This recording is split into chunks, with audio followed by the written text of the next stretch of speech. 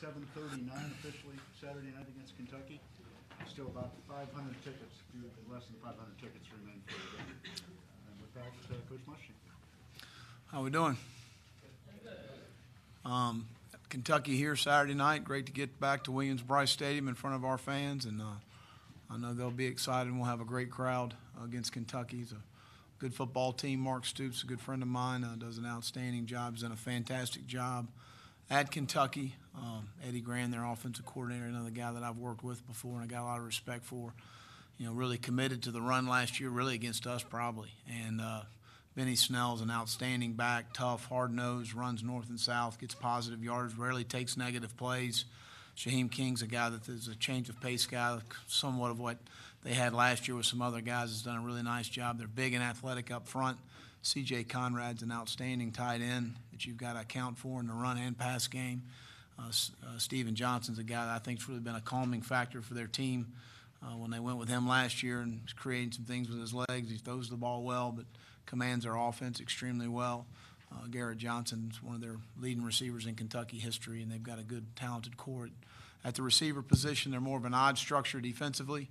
And the two guys that jump out at me is Courtney Love and Jordan Jones. Both linebackers are very active, make a bunch of plays, very instinctive. They're long and athletic in the secondary.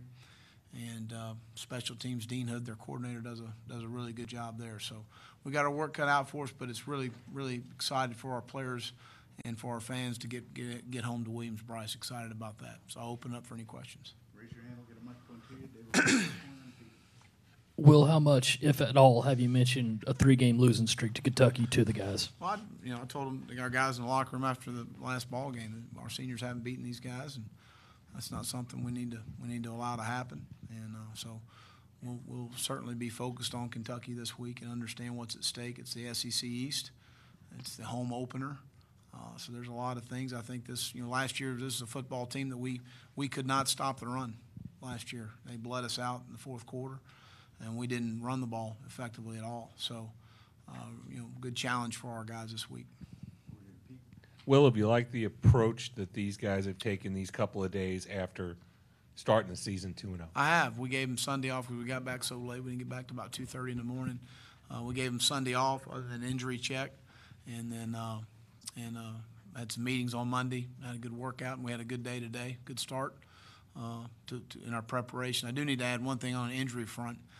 Kyle Markway has a fractured rib and is going to have surgery. He's going to probably be out 6 weeks. Got hit on a kickoff return, and hate it for Kyle. He's a wonderful young man. They're playing at home in Missouri. He had the foot last year. He's got this year. Very disappointed for him. And certainly was a guy that was providing some quality depth for us at tight end and was a core special teams guy for us. He's a shield in the punt, and he's on kickoff return, and I hate that for him. Stephen Montag will probably try and practice tomorrow. We'll see if we get him back. And other than that, we should be fine. Coach, you've often talked about how important it is for these guys to see these results and to be able to celebrate those wins. Where's the confidence level of this team? I mean, you're 2-0, you're almost ranked in the top 25, and now you've got all your home games still in front of you. Well, I think that our guys are pretty guarded with where we are from a standpoint of certainly when you do get positive results, you feel a confidence boost in what we're doing and what we're coaching you to do and the performances that they've had the last 2 weeks against two good teams. But certainly, part of my message for them is be a coachable player and understand the good plays take care of themselves. The negative ones are the ones the opponents as we get ready to move forward, starting with Kentucky, are looking at the negative plays that we've had in all three phases and what they can do to take advantage of those situations. So those are the things we've got to get corrected, and we got a lot to correct. We certainly hadn't played our best game yet. Beyond just Debo being Debo, what have been some of the keys to success in the kickoff game? Kickoff return? Yeah.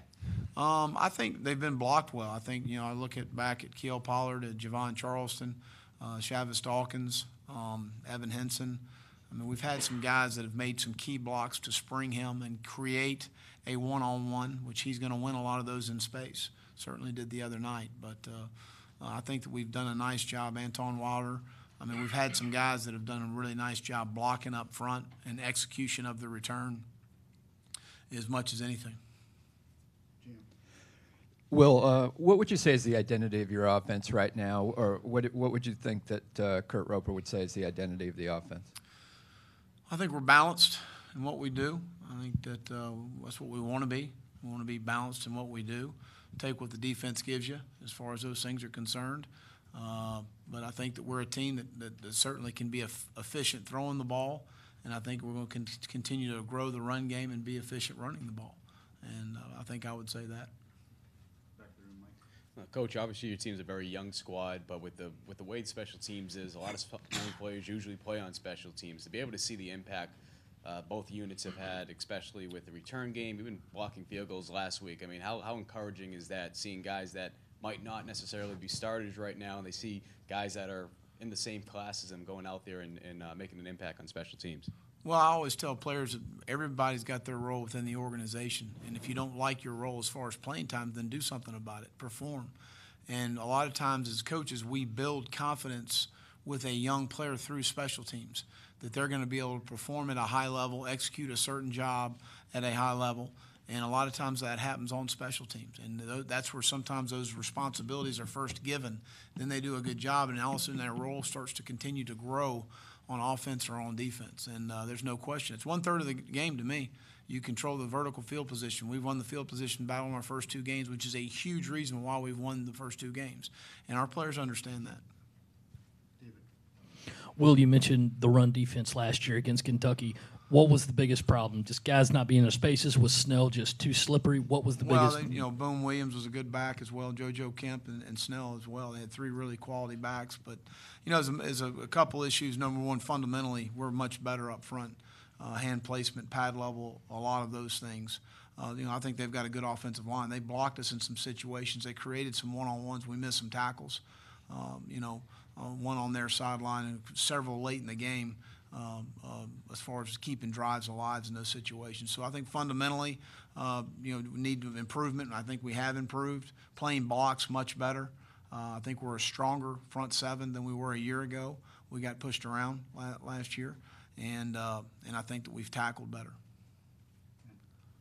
How much flexibility does Bryson give you in that 3-3-5 personnel grouping? And since you got here, how much has he improved playing in space coverage-wise?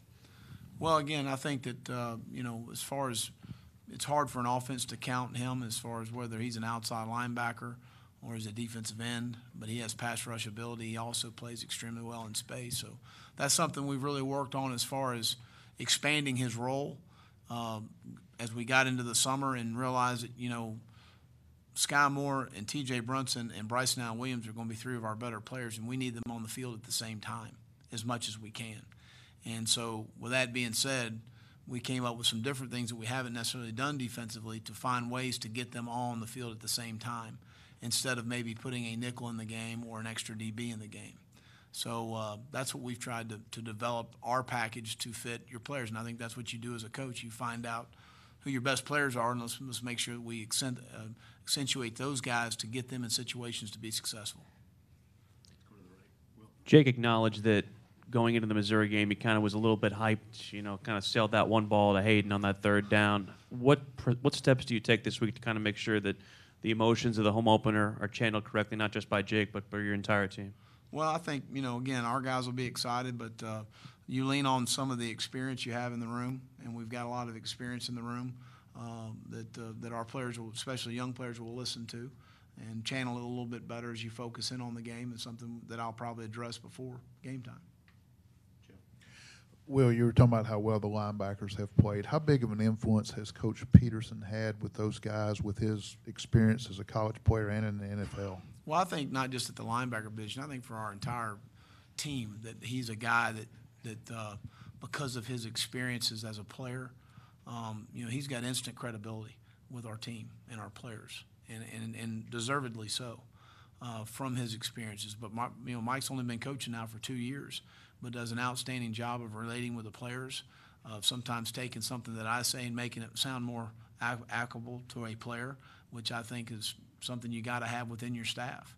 And but he has instant credibility with our football team because of his experiences, and whether it's talking about the NFL, whether it's talking about dealing with an agent, whether it's talking about whatever it is, he's experienced those things firsthand, and our players, gravitate to that and listen to that in a huge way. John. Two-part question about C.J. Conrad. One, what is the best part about his game and playing against him last year? And then two, how much does it help that your linebackers practice against Hayden Hurst week to week, and how much does that help? Well, I think CJ's a dual threat guy. He's a guy that's going to stick his face in there in the run game, but he's also a guy that can stretch the field vertically. So those tight ends are hard to find right now. A lot of them are wide outs that don't want to block anybody, or they're slugs and they can't run a route. And he can do both. And I think that that's something we see every day with our tight ends, and certainly Hayden being one of those guys. But I feel like we've got several guys that are in that mold that can do both things. So certainly does it help you to be exposed to something like that? Absolutely. But I got a lot of respect for C.J. Conrad and his game and the way he plays and what he puts on film. Coach, obviously 2 really hard-fought games, both pretty much on the road. But what are your feelings now? I mean, as opposed to going 0-2, even 1-1, you're undefeated coming back here to Williams-Brice in a night game. Well, I mean, regardless of our record, our fans will be ready to go. I do know that, and they'll be excited, and I know our players will be excited to play for them. So, happy to be where we are. But at the end of the day, that's not going to change the outcome of Saturday night and what happens there. We got to go play well against a good football team. Will, not over here, Will. Not that your receivers didn't block well last year, but are they even more physical this year? And is that kind of an underrated part of Debo's game? Absolutely, and I think it's something that Brian McClendon does a really good job of, and our offensive staff of teaching the importance of blocking downfield. That's where you create explosive plays. You get on the second level, you can make a guy miss, but when you see Brian Edwards and you see Hayden Hurst and you see Debo Samuel and you see some of the blocks that are delivered downfield, that springs runners. And that's one thing that I would say about our team is we got a pretty unselfish football team. We don't have a bunch of guys worrying about who's catching the ball and who's running the ball. It's about what's best for our football team, and that's been fun to see. It's been fun to watch, especially in our society nowadays. Coach, have you seen Javon Kinlaw develop from when he got here for training camp to now, and what's kind of his role going forward with the defensive line? Well, his role is going to continue to expand when he plays well, and that's something he's got to prepare and practice extremely well. He's learning that process of it, and now moving forward, continuing to be more consistent in his performance, continue to get his weight down a little bit. He knows that. He'll be the first one to tell you that. And Javon's extremely bright. I mean, he's a guy that really is articulate and understands the things he needs to do to be successful as a player. And he's been great. I mean, I've been pleased with him the whole time, and he continues to improve and get better. And the better he gets, the better defense we can have. Is there a little extra challenge week to week in the stark contrast in styles going from that wide open Missouri spread to kind of the pistol downhill power game Kentucky has? Well, I think each week that's the hardest thing defensively is offensively you run the plays you run, and you get ready for a 4 down or a 3 down or a pressure team or whatever. And then defensively, it's a new bag of tricks each week, and you've got to be able to be multiple in your scheme and system and introduce things and that not teach total different concepts for your players within your scheme and system. And that's the hardest things to be a defensive player is to adjust week to week to the different things we're asking you to do. And but certainly there is some carryover, I think, with our offense and Kentucky's offense in the run game and some passing concepts that are very similar. Well, I know we're only 2 games into the season, but based on what Debo has done in his first 2 games, is he deserving of being listed among the top Heisman contenders so far? Well, I don't know what else is out there, but I know the impact he's had on our football team in 2 ball games, absolutely. So that's not a big working, sample. But at the end of the day, in 2 ball games, I don't know that anyone's impacted a game more than he has for us in 2 ball games. Will, you mentioned your assistant coaches a lot. When you assembled your staff, what were some of the things that you were looking for that were important to you in an assistant coach? Well, I think it's really important to have like-minded people. And what I mean by that is people that think the way you think as far as – and I don't want yes guys. I want guys that – and that's a great thing about our staff. They're not afraid to tell you, no, I don't think we need to do that, to offer a different perspective. But I think having like-minded people, and you look defensively at Mike Peterson and Lance Thompson and Tavares Robinson and Coleman Hutch are all guys I've worked with before, all guys I've been around before, all guys I know when the bullets start flying, they're going to be loyal, and they're going to work hard, and they understand how we want to play defense at South Carolina. They understand the type of student-athlete we're looking for. They understand all of those things, and that sometimes is a hard process to have to teach somebody to understand those things. So they've been in the organization. They understand that. You know, offensively, Kurt Roper's a guy that I obviously had worked with before, and philosophically we're on the same page about what we want to be offensively. And I think that's really important. And then as you work down the line there, Pat Washington's a guy I've known for a long time. I've known Pat. I was at Eastern Kentucky recruiting South Georgia. Pat was at the University of Tennessee. And our budget at Eastern Kentucky wasn't real good. And so I couldn't find a hotel, and Pat showed me down in Valdosta, Georgia. There's right off, it's not the Jolly Inn anymore. I can't remember the name of the hotel now. But it's right off the interstate there. Showed me, and he actually took me out to dinner that night, and he actually paid for my meal. Now, this is like 20 years ago. And I remember those sort of things. But Pat's been a guy that's been in our league for a long time. He's been in a lot of the recruiting wars. I personally know him. I know what kind of person he is. I know what kind of football coach he is. He's been a special teams coordinator before and works a lot with Coleman on special teams. Bobby Bentley, I was with at Auburn for last year. I didn't know Bobby but from afar as a high school coach at Burns in South Carolina, and, of course, the job he did here. I really felt like building the relationships with the coaches in our state was going to be critical in coming in, and then be able to hire one of our own here from the state of South Carolina with Bobby was huge. Brian McClendon is a guy that I've recruited against, and I hate recruiting against him, so I figured why don't we just go ahead and hire him so I don't have to recruit against him anymore, but is an outstanding football coach. And one of my best friends, Mike Bobo, worked with Brian. I called Mike and asked him, and he just sounded off on him as far as the type person he is and the type ball coach he is and what he's going to do for our organization. And then Eric Wolford's a guy that, again, I've respected from afar, but I have a lot of like-minded people that think like I think as far as what you want in an offensive line coach, and have been nothing but pleased with the job that Eric has done with our offensive line. So I think as much as anything, like-minded people that think like you think, but aren't afraid to express their opinion as well. Will, when it came over the offseason to keeping Debo healthy, what was the biggest change? Exercise, diet, drinking more water? What was it? I think a couple things. I think he's done a much better job with his nutrition and his diet. I think a lot of some things that we implemented in the offseason, the yoga, I think, was a huge part of the flexibility that's really helped our football team overall. I think that he stayed here in May. He lifted, and he didn't take a month off. And not to say that when they go home that they don't lift, but they don't work as hard as they do if Jeff Dillman's not standing there. And so I think there's a combination of things. I think his hydration that's helped him. I think all of those things are a combination of things. But he personally has invested himself into this now. We can't be with him all the time. And he certainly on his own has worked extremely hard to put himself in this position. Coach, 66 points in 2 games. I know you probably don't get caught up too much with the stats, but I mean, you guys didn't achieve that feat till week 5 last season. Night and I remember. Night and day from last season with the defense. I know they're still coming along. It seems like the red zone's really strong. How do you keep those guys motivated, knowing like, look, last year you guys are kind of carrying the torch and kind of helping our offense when they were down. Now, with these guys, how do you kind of tell them, like, look, even though they're putting up points, you can't depend on them to put up 30, 40 points, as the season goes on? I don't know that that's an issue with this football team. I think that this is a team that complements each other very well. In really all 3 phases, they understand the importance of playing extremely well in all 3 phases each week, and we certainly have our work cut out for Saturday night. So this team's been a fun team to be around as far as the way they've approached and prepared themselves. And I think that each week our guys understand we need to play at a very high level.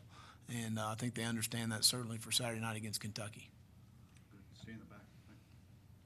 Well, obviously, 2-0. What have you seen from Jake Bentley that you've liked? Maybe what have you seen from Bentley that you haven't liked so far? Well, I mean, again, I think a guy that's progressed tremendously in knowledge of our scheme, our system, run game, pass game, protections, where to take the ball, making fast decisions, quick decisions. There's not a lot I've been upset with, to be honest with you. There's some things that we certainly can, that he can do better and we can coach better, absolutely. There's no doubt about that. So, and he'll be the first one to sit here and critique himself. But that's what really good players do. They critique themselves. and they always see room for improvement, and he certainly does as well. But I've been extremely pleased with how he's played. Will, with more attention coming Debo's way, do you worry about how he'll handle it? Do you sit and talk with him and say, hey, you keep playing this way, this is what's coming your way? No, I mean, I think that, Debo's an extremely bright young man. He understands that whatever attention he gets is well-deserved. But at the end of the day, we've got to continue to be, and I think we've done a fantastic job of being creative in different ways to move him around. He's extremely bright. He can play inside. He can play outside. He can play in the backfield if we asked him to. That makes it more difficult for a defense to find him and where he is located, and we're going to continue to do so. When Jake is having a start like he did against Missouri where he's a little overhyped, maybe overthrowing some stuff, do you guys have to say anything to him, or is he kind of the kind of quarterback who can just sort of work his way through that, see what he missed, and go from there? No, I think, I know on the headsets Kurt talked to him a little bit about calming down and just getting in the groove of the game, but he's a really good player. I mean, at the end of the day, those guys come around, and he may miss a throw or two here or there, and I know that shocks everybody, but that does happen every now and then, and you just keep playing the game. And at the end of the game, it's a 60-minute game unless you go into overtime, and he'll make his throws. Seeing the Hayden jet sweep, how much did that kind of open your eyes and open Coach Roper's eyes as to some of the more things you can do with him? Does that maybe expand his role even more? Well, we've done that really since spring. Of course, we don't open practice, so you hadn't seen it. So we're not going to.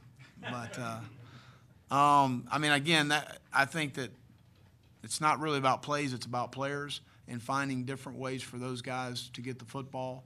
And whether it's Hayden or it's Brian Edwards or it's Rico Dowdle or it's A.J. Turner or it's Debo Samuel, let's get them the ball in some different ways that we do it within our scheme and system that's not totally foreign concept to our players and something that they can understand and get it ready within a week's time to get it going. But we did a lot of that in fall camp, and Rope and this offensive staff have done a fantastic job of being creative in what we do, and we'll continue to do that. How important are home games, and especially the home game atmosphere, for recruiting and the recruiting process? Oh, it's huge. I mean, a young man and his family want to come to Williams-Brice Stadium and see a great environment and to see a great game and an atmosphere and envision themselves playing at Williams-Brice Stadium and how they're going to be treated and how our fan base is. I mean, those things are critical in the recruiting process. It's certainly an integral part of it. Well, what's been the key to winning the turnover battle, now 2 for 2 here? Well, again, I think that's something that's the number one core value of our football team as far as football being related to the game of football is taking care of the ball offensively as a ball carrier and getting the ball off people on defense. I mean, it's something we talk about every single day. You can't talk about it enough. We do drill work with it as far as ball security is concerned. We do drill work defensively to get the ball off people, to identify what we call violators, of guys that put the ball in jeopardy. And that's something that we talk about all the time. And the momentum it creates for your football team, the field position it creates for your team, it's the most important thing. Well, Coach, going back to creating a great atmosphere for recruiting, I know there was the live music you talked about before the season, how excited you guys were about that. Is there any insight you can provide who might be doing the music, and if players might have any say on what kind of songs are? It's not going to be my playlist, I can tell you that. But I'll be honest with you, I'm not making all those decisions. I'll let somebody else. If it's my playlist, we may lose some folks. What song would it be if you were picking? Huh? What song or two would you have? Well, obviously, I like Darius Rucker, and I'm not just saying that because he's a South Carolina guy, but I do like him, and Kenny Chesney would be my two guys that I'd listen to. Hey, Coach, just There's talk not a lot of those guys listen to that, I can tell you that. Talk a little bit about Tyson Williams in the process and where he didn't carry the ball in just a few plays in the first game to where he was an integral part of your running game on this past Saturday. Right. Well, I think, again, Tyson was a guy that we've got a lot of confidence in to be an outstanding back. He ran the ball extremely well the other night. The first ball game we only played 51 snaps, I believe. We had a kickoff return for a touchdown. We had 2 touchdown drives, I think, of 2 or 3 plays or less. and we couldn't get off field on defense. We played over 100 snaps, so there was limited number of opportunities really for Rico, Tyson, and AJ to get carries in the first ball game. But that's three guys that we've got a lot of confidence in, and as we get into a game situation, the guys that are running the ball the best, that's who we're going to go with. Any other questions for Coach? That's all right. All right, thank you.